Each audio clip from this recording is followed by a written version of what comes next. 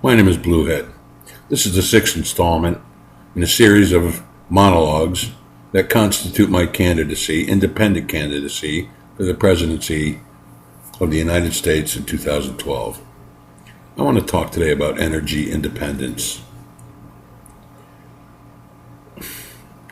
The very first thing I want to point out about energy, and everyone equates crude oil to energy, is that oil is so much more than distillate fuels to run our motor vehicles and heat our homes.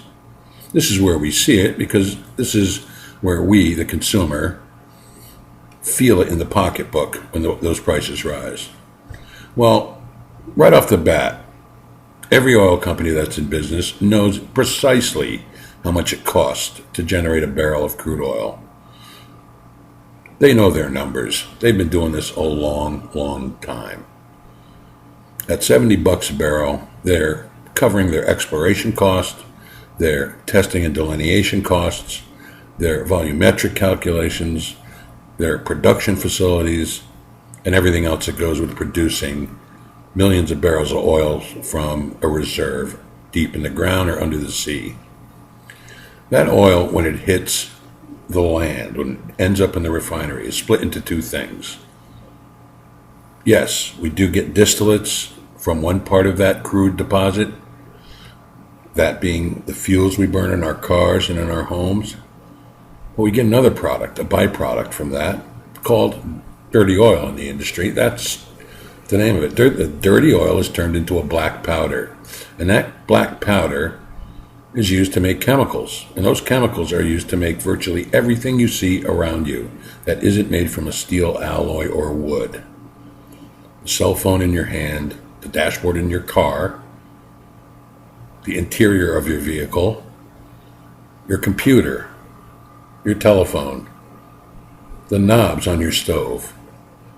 The list is endless. If you were to take away all the things you have that are made from fossil fuel, you would probably be out in the cold and with very, very few appurtenances, modern conveniences, with which to survive. So when we're talking about energy independence, we're not talking about just the fuels that we burn. We're talking about everything else that we make. Glad bags, and I'm not partial to glad bags or hefty bags, but there would be no garbage bags without oil. They're made from fossil fuel. Your computer, its frame, its working components, its structural elements, all made from fossil fuel. Same with your cell phone. Now, the price of gas at the pump has nothing to do with the oil company themselves. The price of a barrel of crude oil is basically dictated by what happens on the commodities trading floor. Speculation. The oil companies make ridiculously comfortable profits at $70 per barrel. Between $70 and $80 a barrel, they're making enough money to cover their operating costs and put enough money away for a rainy day. And I'm talking about billions and billions of dollars each fiscal quarter. The rest of that money, the $100 barrels that we see, the $120 barrels that we've seen, comes from a very simple act on the trading floor. Someone simply says our supply is going to be interrupted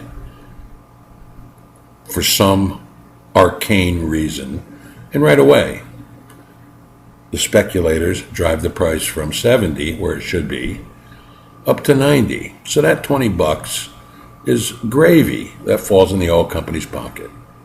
Well, I couldn't be happier with that money being safely kept by the oil companies, because you need companies with rich reserves to do one of the most important jobs on this planet, which is to provide us with energy.